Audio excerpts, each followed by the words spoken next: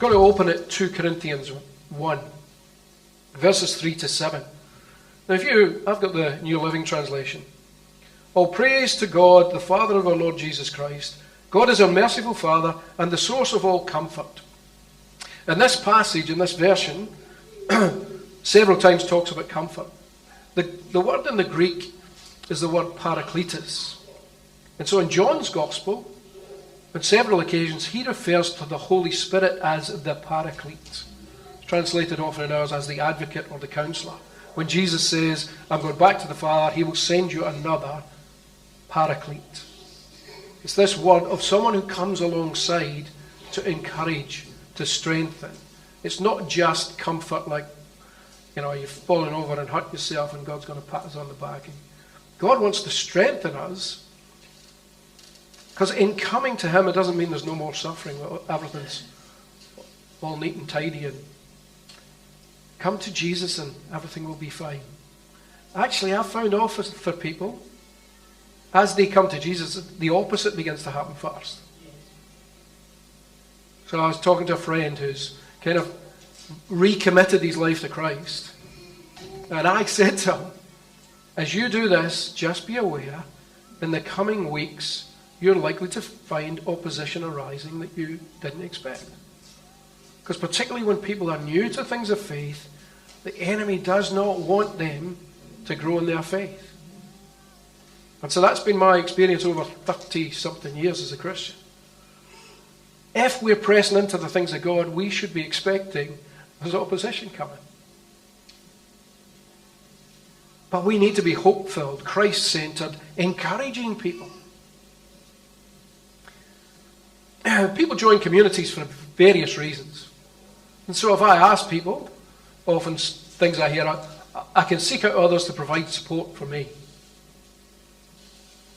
I can seek out others to meet my needs. I can seek out others who I can influence. I can seek out others who will do what I want. I can seek out others so that I am not alone. And it's so easy for us, as the Church of Jesus Christ, to end up just looking after each other. And just wanting to be part of something that works for me. So in a particular section of one of the board meetings yesterday, I raised my voice in opposition to something. And was a lone voice, and not that other people didn't get on board with what I was proposing. And I have an option there. Well, I'm going to go in a huff. I'm not going to stay in this. I have to reconcile my position as part of that group and say, I have voiced my concern. That's not the wisdom of the group, and I need to accept that and remain in fellowship. But so often we take offence. Somebody in church says something and people are off to the next group of people. Now, some of you have been here a long time, which means either I or someone else in leadership has offended you. So I just want to encourage you, well done for remaining when you've been offended. And it's good practice because it's likely to happen again. So be prepared. Because we need to be in relationship and we need to work through some things. So for James's sister to go to her mum and say, Mum, when you said this, that hurt me. That's how we ought to behave with one another. Because people don't necessarily want to hurt people deliberately. But when we get so focused on I want my needs met, I want the group to do my thing, we break relationship over silly things. Actually going to somebody and saying, look, when you said that, it didn't feel right to me. That's the kind of relationship that a church needs to have. But to get to that place, it's like having a bank account. If we want to withdraw on a bank account, we've got to have something in the bank. And if we become an encouraging community, you actually build credit in your relational bank account. And I'm talking about encouragement, not flattery. So flattery is when you say nice things to somebody that are maybe not necessarily true. Mike, you've got a great sense of fashion. That could be flattery rather than... And we've got to be careful because we don't want to be disingenuous. We've got to be authentic. But actually seeing what somebody does well and encouraging them. Then, over a period of time, when there is a challenge, when somebody's hurt, to be able to go and say, look, I've really appreciated your encouragement over the years, but when you did this, when you said this, there's a bank account to draw down on. And my concern is, as a community of people, if we don't build a bank account, that's when it's easy to be offended, it's easy to withdraw. And you can still be in the same room, but be withdrawn. Will we be a people who build a bank account of encouragement? I'm cautious about pressing this twice. So, using the interpretation of Paracletus as encouragement, blessed be the God and Father of our Lord Jesus Christ, the Father of mercies and the God of all encouragement. So, God is the source of encouragement. If you can't find the means to encourage someone, pray. Ask God, God, what can I do to encourage that person? What will speak into their soul? What can I do that will lift him up? And look at this next verse. God encourages us in all our troubles. So the troubles aren't going to go away. But in the midst of it, there is encouragement if we'll look at it. If we'll look for it. So we may be able to encourage others. The purpose of God encouraging us is that we might have a bank account of encouragement personally that we can then share with others. Encourage those experiencing trouble with the encouragement with which we're encouraged. God wants us God wants us to be encouragers of others, and He encourages us even in our times of trouble. He encourages us to be encouragers of others. An encouraging community invites people. And I loved, what Di was talking about yesterday, the different groups of people that came in, and then Di said, and there was a great friendly atmosphere. That should be the spirit of the church. We're called to provide support to others. It's not just about me. It's not just about... And what happens is as we support others, as I support Laurie, and then Laurie supports Glenda, and then Glenda supports Rhonda, and then Rhonda supports Gemma, and then Gemma supports Doug, and then Doug supports me in something. As you give it out, God is faithful and it comes back to you in unexpected and different ways. But often we don't see support in our own lives because we're not people giving support. Often we don't see encouragement because we're not encouraging people. And I acknowledge it's hard in this world that we live in because it's such a critical and negative space. And I am not saying be inauthentic and flatter people, but look for what they're doing and encourage people. If we could catch our community doing good and godly things and recognize and acknowledge and encourage that, that would make a different outlook in our world on what the church is about.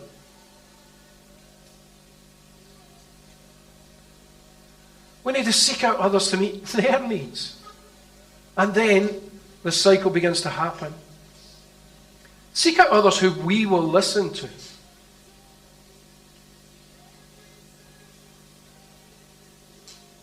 Seek out others to discover what they want. One of the challenges for us in this next season will be finding out in our broader community, what are the needs? Because it's really easy for us to kind of go, well, this is what we want to do, and so our community can just get on board with that. But actually, if we involve them in the conversation and start saying, what's going on? Now, I have some thoughts on what people might need, but I actually don't know unless I ask them. Julie's birthday. I have some thoughts on what Julie might need. But if I buy Julie a gift, I always give her the receipt as well. Because I don't always know what she needs. Mother's Day, I got it right. It's an exception to the rule, Leah.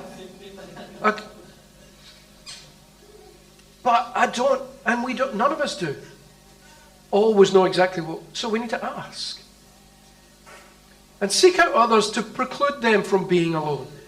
There are people in our community who rarely see anyone. I was talking to somebody a few weeks ago who works from home and said, I don't really go out.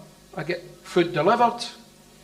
I don't really get out during the week. I might go 2 weeks without seeing someone. Like, wow. Could you imagine how crazy Julie would be if she couldn't see someone for 2 weeks?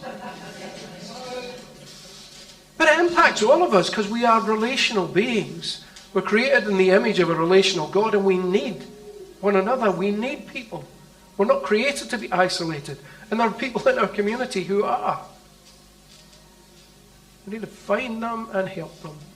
And sometimes it's just being present. I have sat with people going through tragedy and had nothing to give. No words of wisdom, no wise advice. But the gift of just sitting in the space with them.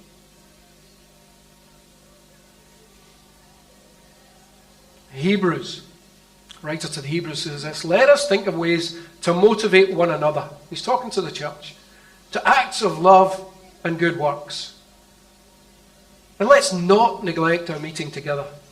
That doesn't necessarily mean meeting together on a Sunday in a service but meeting together as a fellowship of believers to encourage one another, to stir one another up to love and good deeds. Encourage one another, especially now that the day of his return is drawing near. And it's nearer now than it was when it was written. And the state of our world, you've got to think, Jesus, please come soon. But it's nearer. And we need to be encouraging one another. An encouraging community is motivated to encourage. Encourage is a verb which basically means to give someone the courage or confidence to do something. So when we see somebody doing something well and encourage them, we invest in them some courage for them to do it again. And people learn to do things better when they're encouraged, because they'll have a go at stuff. So encourage is to invest courage in someone. And so, are we willing to invest courage in one another? To call one another on? To actually become the people that Jesus has shaped us to become? Not allowing the things of this world and the statements of others to limit and hold us back. I can still hear the voice of a science teacher when I was in high school who said over and over in front of the class, McGarity, you will never amount to anything. I still hear his voice. He was a bully. Intimidating. I wasn't the only one. But am I prepared to allow that voice to dictate, or am I going to be challenged to become fully who Jesus says he created me to be? And we've all got those voices, whether they're intentional or unintentional. An aunt, an uncle, a parent who said something in haste and it's kind of shaped us. We've got to let those things go. James's sister said, Mum, that hurt me. That baggage needs to come off. When I came to faith in Jesus, at the time I had been in a culture of wearing black and denim and black leather and oil-stained jeans. My jeans could probably stand up on their own back then. And it was like Jesus opened my eyes to colour again. Like I had buried it. I had put stuff on. And I had layers and layers of black and bleakness spiritually. And my growth journey is taking these things off because they're not who Jesus says I am. An ogre is like an onion. Layers. But there are layers that we need to remove, and the truth is often I can't see the layers that I'm wearing.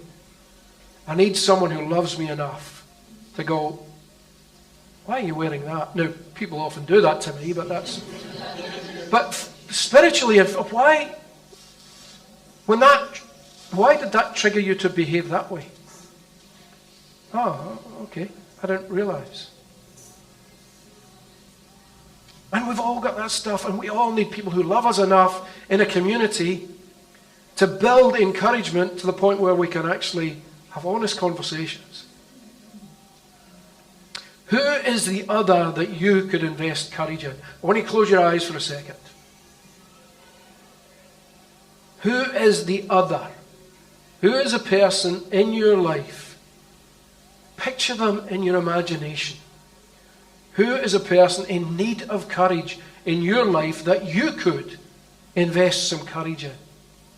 Who is a person you know is good at something but is not doing it because they're intimidated because of something in their history?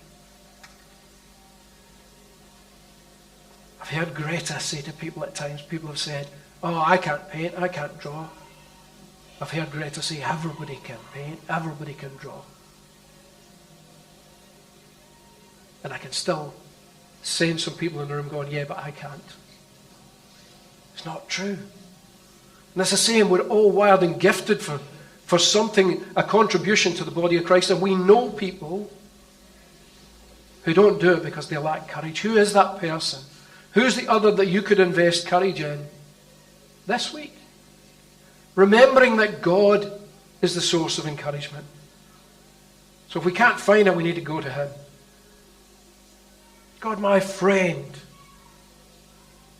John is really struggling. Sorry, I looked straight at John Duggan when I said that. Sorry, John. But my friend Fred is having a real hard time, and I don't know how to encourage him. God, would you help me? And then when I see Fred in the moment, God, give me a word for him. As we are preparing to come to a church service on a Sunday morning, before we leave the house, God, would you give me a word of encouragement for someone this morning? So I'm not just coming to get something, I'm coming to give. I'm coming to share. God, help me to be an encouraging person, to make an encouraging contribution to our body this morning. Hearing contributions from Danielle and from Di that were not scripted. Who else needs a word of encouragement this morning? And who else do we need to encourage this morning?